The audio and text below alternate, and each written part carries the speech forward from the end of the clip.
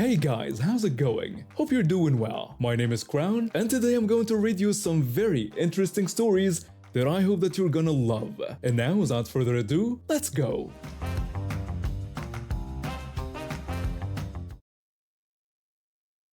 The problem started about 6 months ago when this guy transferred to our department from the sales team. From day one, he was loud. Not just confident loud, but that aggressive kind of loud where he needs everyone to know he's in the room. He'd crack jokes at people's expense, gossip about whoever wasn't around, and somehow always managed to make himself the center of attention during meetings. At first, I didn't think much of it. Every office has someone like that. I figured if I stayed out of his way, we'd be fine. But apparently, my quietness bothered him. Maybe he saw it as a challenge, or maybe he just needed a new target. Either way, he zeroed in on me pretty quick. It started small. Little comments here and there about how I never talked during meetings or how I was always in the corner. Then one day he walked past my desk while I was working and called me a background character. He asked if I was still blending into the walls. A few people nearby laughed. I looked up, gave a polite smile, and went back to my work. I wasn't going to give him the reaction he wanted, but he didn't stop. He kept using that name every time he saw me in the hallway, the break room, even during team meetings, always loud enough for other people to hear. He'd point me out and call me the background character. He'd say I probably hadn't said 10 words all week. He'd tell people to be careful because I might disappear completely if I got any quieter. At first, I laughed it off, figured it would get old and he'd move on.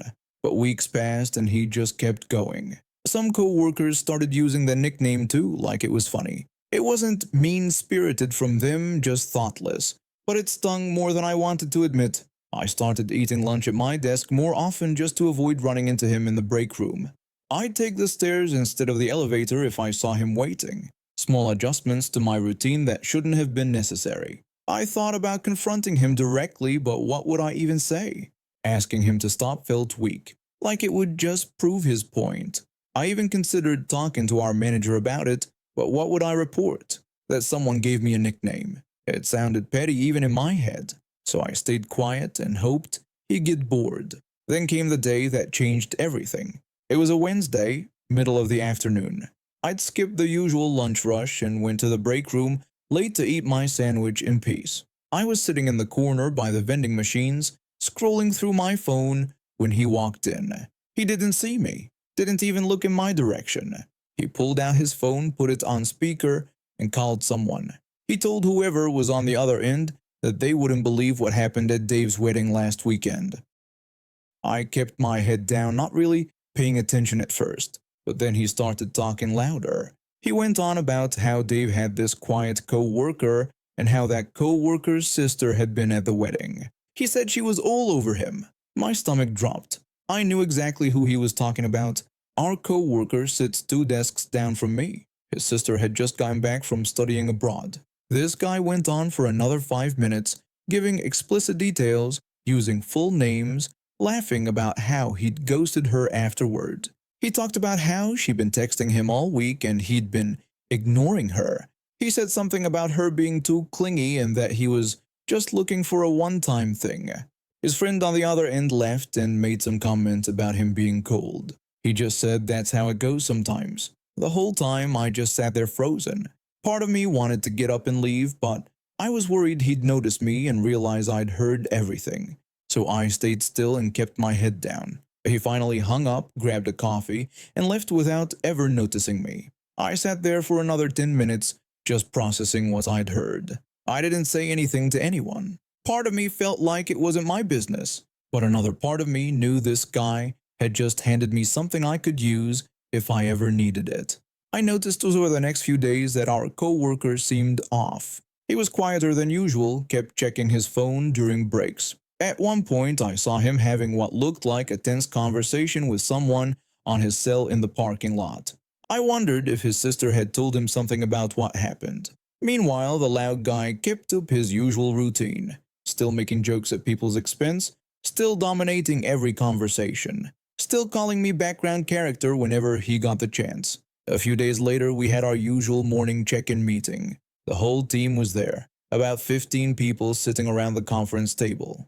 I was in my usual spot near the end, taking notes on my laptop. He was holding court like always, telling some story about a client that probably wasn't even true. Our manager was nodding along, half paying attention, while going through emails on her phone. Then, when people started packing up to leave, he looked right at me. He called me background character again and asked if I was planning on actually contributing next meeting, or if I was just gonna keep taking up space. Everyone looked at me. Some people smiled awkwardly. A couple looked uncomfortable. Our manager even looked up from her phone with a slight frown. And something in me just snapped. Not angry, just done. I closed my laptop, leaned back in my chair, and looked directly at him. I told him he should probably stop talking about people's sisters on speaker if he didn't want to be the main character. The room went completely silent. You could hear someone's chair creak. Our manager put her phone down. He stared at me, his face going from confused to pale in about 2 seconds. He asked me what I was talking about. I just smiled, calm, relaxed. I told him he knew. I didn't look away, just kept that same easy smile on my face. He opened his mouth like he was going to say something, then closed it. His eyes darted around the room. Nobody was looking at him anymore. They were all looking at me. Our co-worker, the one whose sister he'd talked about, had this look on his face like pieces were falling into place. Our manager asked if there was something she needed to know about. I just said it was nothing work-related and that he'd understand what I meant. He grabbed his stuff and left without another word. Didn't even wait for the meeting to officially end. Just got up and walked out. The rest of us sat there for a second in awkward silence. Our manager looked between me and the empty doorway, clearly confused but not sure if she should push it. She just said we could all get back to work. When I got back to my desk, our co-worker came over. He asked me quietly if what I'd said had anything to do with his sister. I told him I'd overheard a phone conversation in the break room last week. I said I didn't want to get involved but thought he should know there might be more to whatever situation was going on. His jaw tightened. He thanked me and walked away. Since then, the loud guy has been a ghost. Doesn't make eye contact with me in the hallway. Doesn't crack jokes during meetings. Barely speaks unless someone asks him a direct question. A few people asked me what that was about, but I just shrugged and said it was nothing. Our co-worker whose sister he mentioned hasn't said anything else to me either, but I noticed him giving the guy cold shoulders at the coffee machine last week. Actually saw him walk past the guy completely without acknowledging him. The guy tried to say something and our co-worker just kept walking. The office dynamic shifted after that day, and the loud guy requested a transfer back to sales about a month later. I've been with my husband for almost 15 years now, and for the most part, we have a great relationship. He's thoughtful, caring, and always tries to make me feel special. One of the ways he does this is by surprising me on my birthday every year. It's sweet. Really. Most people would love to have a partner who puts in that kind of effort. The problem is, his surprises haven't actually been surprises for a while now, and they definitely haven't been things I wanted. Let me back up a bit. I'm turning 42 this year, and my husband is about 10 years older than me. We've built a nice life together. We have our little routines, our hobbies, our shared interests. One of those interests used to be board games. A few years ago, we got really into them. We'd have game nights with friends. We'd try new strategy games. It was fun. We built up quite a collection. But here's the thing. Life got busier. Our friends moved away or had kids. Game nights became less frequent and then basically stopped happening altogether. Meanwhile, our apartment stayed the same size and our collection of unplayed games kept growing. We've probably got 20 games on our shelf that we've never even opened. Some are still in their shrink wrap. I also really love this one comic book character. Have since I was a kid. My husband knows this, and he's gotten me some really cool collectible figurines over the years. The first few were great. I displayed them proudly, but our shelves are small and we live in a city apartment. After the 5th or 6th figurine, I started running out of room. Some of them are still in their boxes because I literally have nowhere to put them. So, about 3 years ago, I sat my husband down and had what I thought was a clear conversation. I thanked him for all the thoughtful gifts, but I told him I didn't want any more board games or figurines. We didn't have the space and we weren't using what we already had. I even suggested other things he could get me instead. Books, nice wine, concert tickets, experiences rather than things. He nodded along and said he understood. My birthday rolled around that year and he surprised me with a board game, a big, expensive one. I tried to hide my disappointment, but I must not have done a great job because he got defensive. He said he'd put a lot of thought into it and that I should be more grateful. I didn't want to fight, so I thanked him and we moved on. The next year, another board game. The year after that, a figurine. Each time I'd gently remind him that I'd asked not to receive these things. Each time he'd say he thought I'd like this one, or that it was too good of a deal to pass up, or that he'd already bought it before I mentioned anything. Last year was the figurine. It was actually a really nice one, limited edition, expensive. I did like it as an object, but I also felt frustrated because we'd had this conversation so many times. After I opened it, I made sure to thank him, but I also said as kindly as I could that I really would have preferred something else, something I'd actually asked for. He seemed annoyed, but he didn't say much at the time. So now my birthday is coming up again, and this morning over coffee, my husband looked up from his phone with this excited expression. He told me he wanted to run something by me. He explained that there was this board game he'd been looking at, and he went on about how it was supposed to be incredible, really strategic, with great reviews. He said he thought I'd love it. I felt my stomach drop. I asked him if this was for my birthday. He confirmed it was, but said he hadn't bought it yet and wanted to see what I thought first. I took a breath. I didn't want to be rude, but I also didn't want another board game that would sit on our shelf forever. I told him I appreciated him asking, but I didn't want it. I explained that I wasn't interested in that game and honestly, I really didn't want any more board games at all. I reminded him that we'd talked about this before. His face changed immediately. He put his phone down hard on the table and asked if I was serious. I said I was just being honest, and that he'd asked what I thought, so I was telling him. He raised his voice and called me ungrateful. He asked if I knew how hard it was to find gifts for me. He said I shot down everything and that I was impossible to please. I tried to explain that I wasn't trying to be difficult and that I told him what I'd actually like multiple times. But he cut me off and asked sarcastically if I wanted him to just buy exactly what I told him to. He said that wasn't a gift, that was just shopping. He mocked me, saying I might as well just give him a groceries list of things I wanted. I pointed out that I actually did have a wish list that I'd shared with him before. He stared at me like I'd just insulted him. He said it was unbelievable and that he was done with this whole thing. He told me he was done trying to do something nice for me when I was just going to complain about it every single time. I tried to clarify that I wasn't complaining, that I was just asking him to listen to what I'd been saying for years now. But he dismissed me and told me not to expect anything this year then. He got up and left the room. He's barely spoken to me since, and when he does, he's cold and short. He's been sighing loudly. This morning I heard him on the phone with his sister, and I caught bits of the conversation. He was telling her how ungrateful I was, how I didn't appreciate anything he did, and how I made it impossible for him to be thoughtful. I'm sitting here now wondering if I really am being unreasonable. Part of me feels guilty. He does put thought into these gifts, even if they're not what I want. Maybe I should just accept them graciously and stop complaining. But another part of me is just tired. Tired of having the same conversation. Tired of my clearly stated wishes being ignored. Tired of being made to feel bad for not wanting things I explicitly said I didn't want.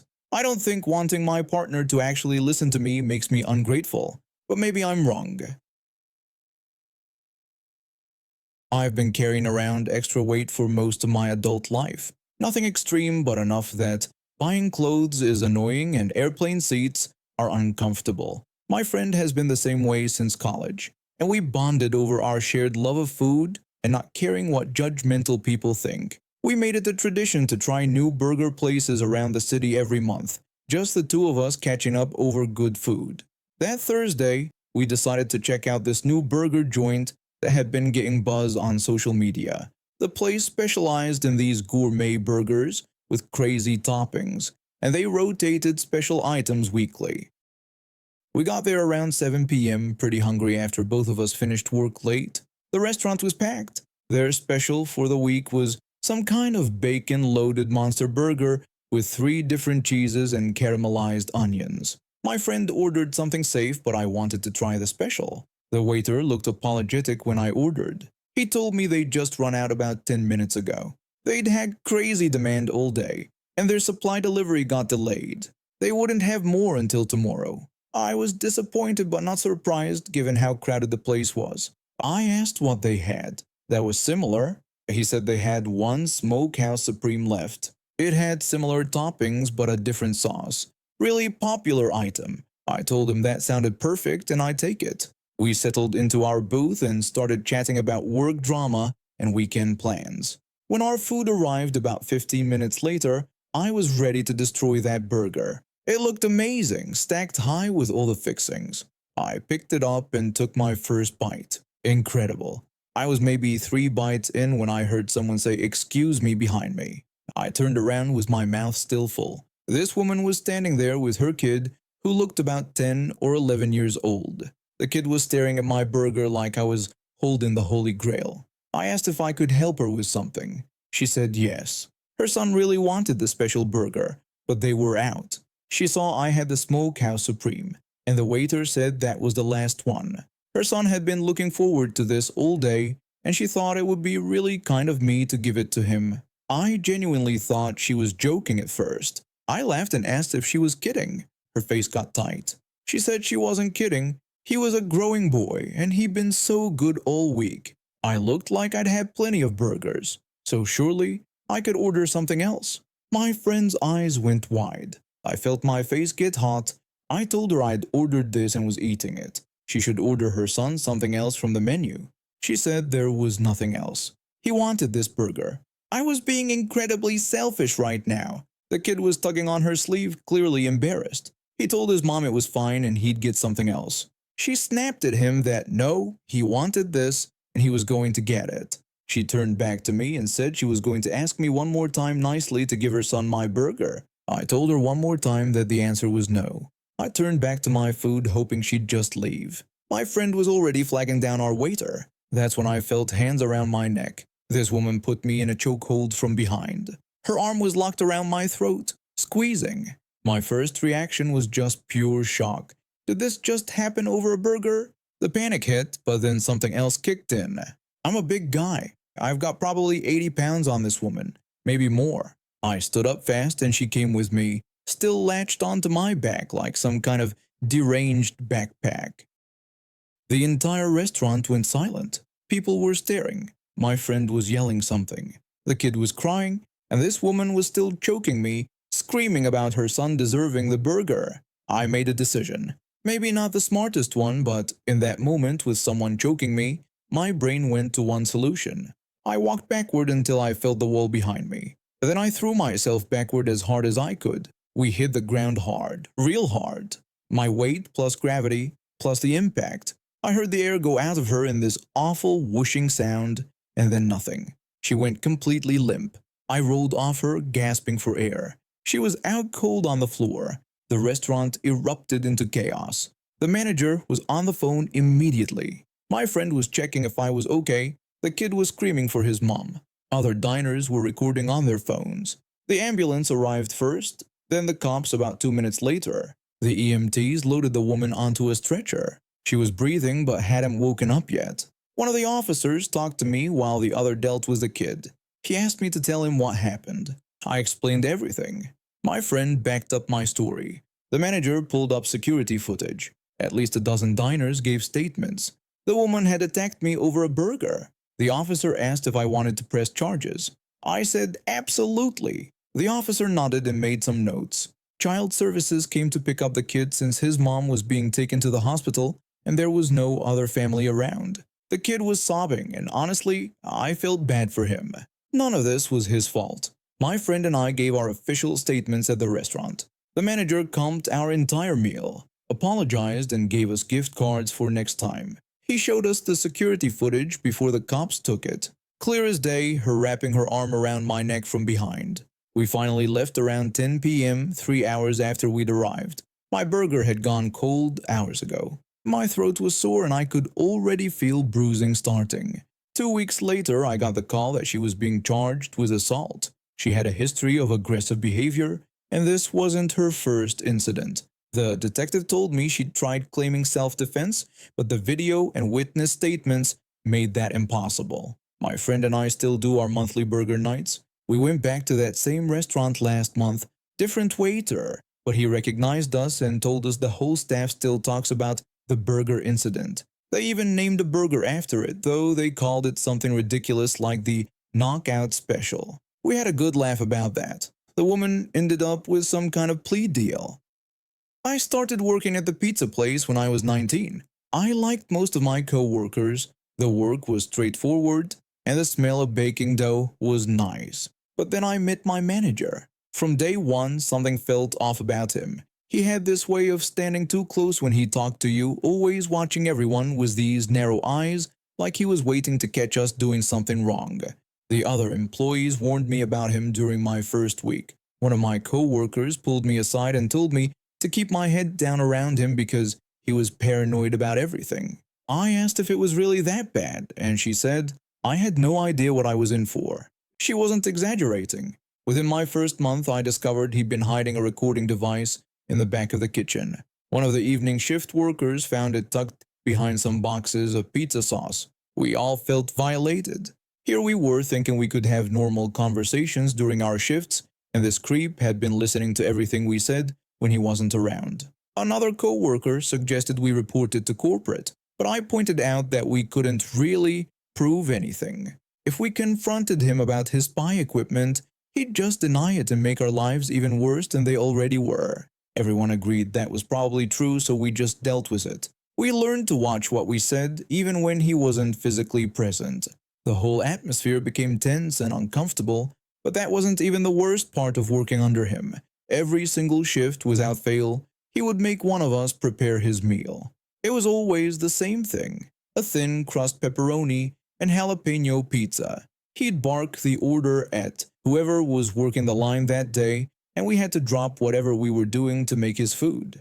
He never paid for it, never even said thank you. He'd just take it to the back office and eat while the rest of us kept working. The real kicker was that he absolutely refused to let any of us employees have free food. Most pizza places let their workers have at least a slice or two during their shift, especially if it's a mess-up order or something. Not this guy. If we wanted to eat, we had to pay full price, just like any customer walking in off the street. Meanwhile, he ate for free every single day. One time I tried to point out that he ate free every day, and he snapped back that he was the manager and had earned that privilege. Unlike us, the hypocrisy was stunning. We all complained about it to each other constantly, but nobody wanted to risk their job by pushing back too hard. I needed the money, and jobs weren't exactly easy to come by in my town. This went on for months. Every shift, I'd watch him walk out with his free pizza while my stomach growled. I'd watch him lord his authority over us for the smallest things. He'd write people up for being 2 minutes late, but he'd show up whenever he felt like it. He'd criticize how we made pizzas for customers, but his own pizza had to be perfect, or he'd make us remake it. Then one day, about 6 months into working there, something inside me just snapped. He called me over during the lunch rush and told me he needed his pizza made immediately. I reminded him that we had 5 customer orders ahead of his, but he asked if he stuttered and repeated that I needed to make his pizza right now. I went to the prep station fuming. My co-workers could see I was angry, but they didn't say anything. They'd all been in my position before. I started making his pizza the way I always did: thin crust stretched out, sauce spread evenly, pepperoni arranged in perfect circles, jalapenos distributed across the top. But then I paused. I looked at the container of jalapeno juice we kept next to the jalapeno slices. We usually drained it off because nobody wanted soggy toppings.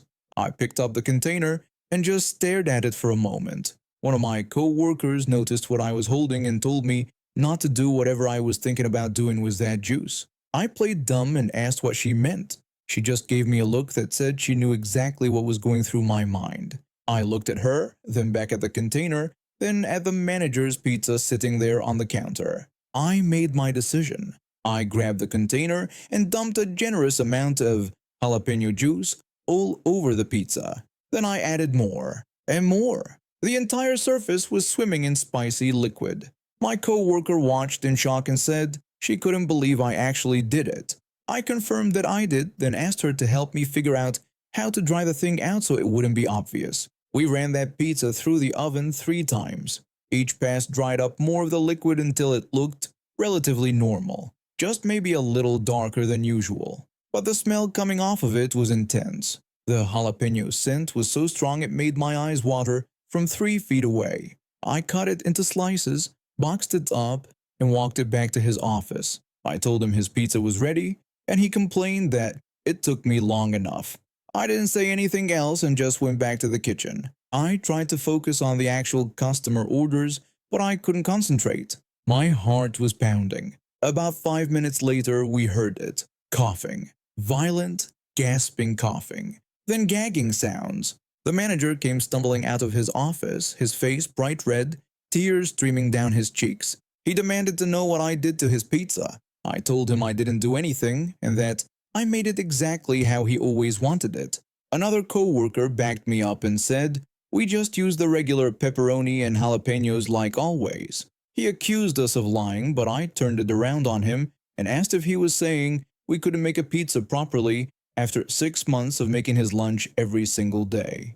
He stood there wheezing, unable to form a coherent argument. His face was still red, and he kept wiping tears from his eyes. He grabbed a cup and filled it with water, gulping it down desperately. That only made it worse, of course. Water doesn't help with spice. After he'd recovered enough to speak, he did something unprecedented. He asked if anyone wanted some of his pizza because he couldn't finish it. Everyone in the kitchen just stared.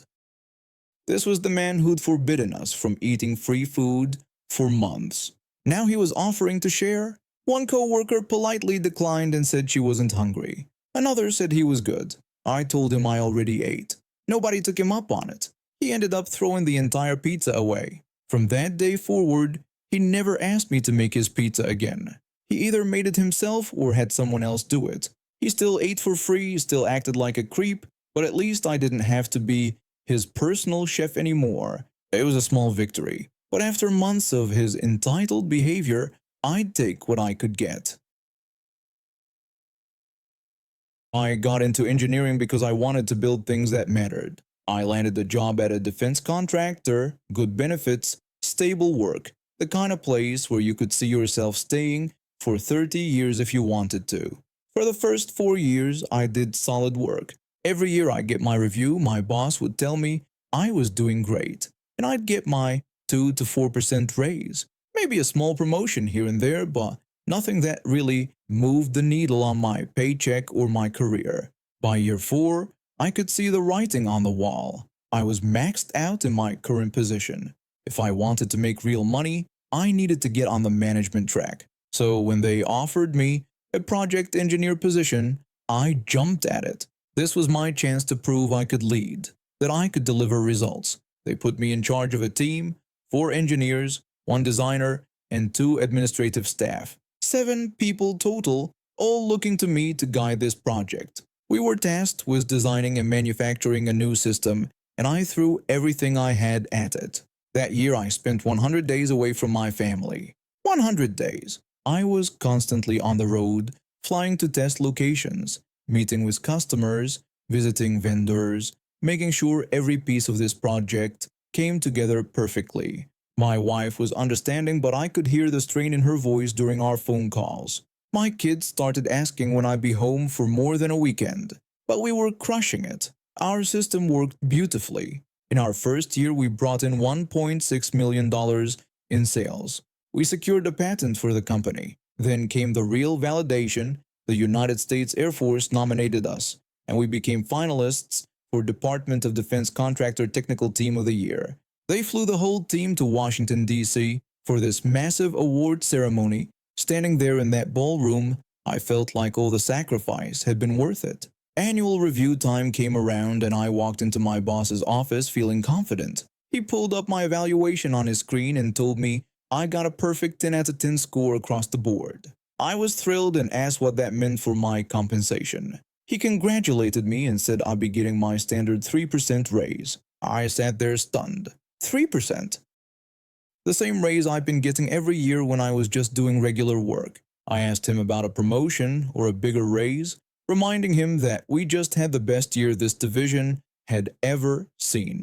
He explained that these things take time and that I was still relatively new to the management track. Then I found out something that made my blood boil. One of the engineers on my team, someone I've been managing all year, had just been promoted early to a senior position. He didn't even report directly to my boss.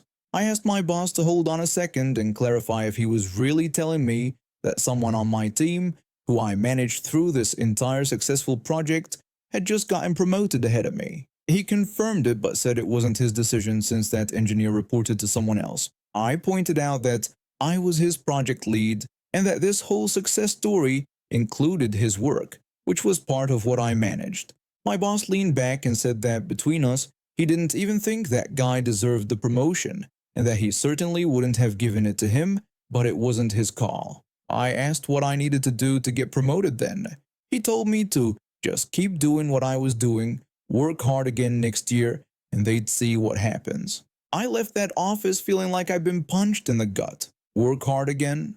I'd already worked harder than I'd ever worked in my life. I'd missed my daughter's birthday. I'd missed my anniversary. I'd sacrificed my health, my time, my family for a 3% raise and a maybe next year. That night, I made a decision. I was done killing myself for this company. Starting the next week, I worked exactly 40 hours, not a minute more. When 5 o'clock hit, I was out the door. Travel requests started coming in, and unless I genuinely wanted to go somewhere, I turned them down. When they needed me to stay late for a meeting, I told them I had plans. Every Friday I could, I took off, burning through my leave time like it was on fire. I used every single sick day I was entitled to. My mental health improved dramatically. I was home for dinner, I saw my kids' soccer games, my wife and I actually had conversations that lasted longer than 5 minutes. The one thing I did take advantage of was the education budget. Our group had this decent-sized pot of money for training that barely anyone used. My former team member, the guy who got promoted, had started taking evening MBA classes that the company reimbursed. Those came with strings attached though. You had to stay with the company for a certain number of years or pay it all back. But they also had a software training budget with no strings attached. Perfect.